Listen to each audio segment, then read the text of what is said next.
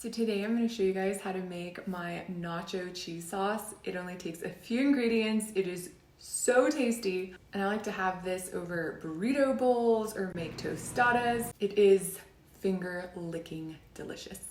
So to a pot, I'm going to add 3 cups of diced potato, half a cup of diced carrots, and I'm going to get that boiling. Then to my blender, I'm going to add half a cup of cashews, a squeeze of a quarter of a lemon.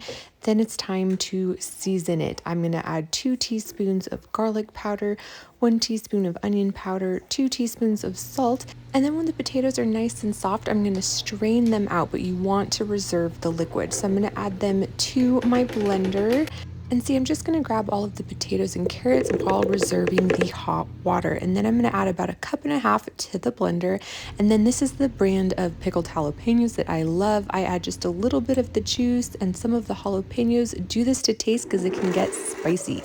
Then I'm going to blend it up until it's nice and smooth. And there you go. It makes the perfect nacho cheese dip. I love to add a little tomato, an avocado, a little cilantro, and then it is ready to go. You can use it just like this as a dip or pour it over anything that sounds good. I love serving this when I have company or taking it to people's houses. They never know. It's plant-based and everybody enjoys it.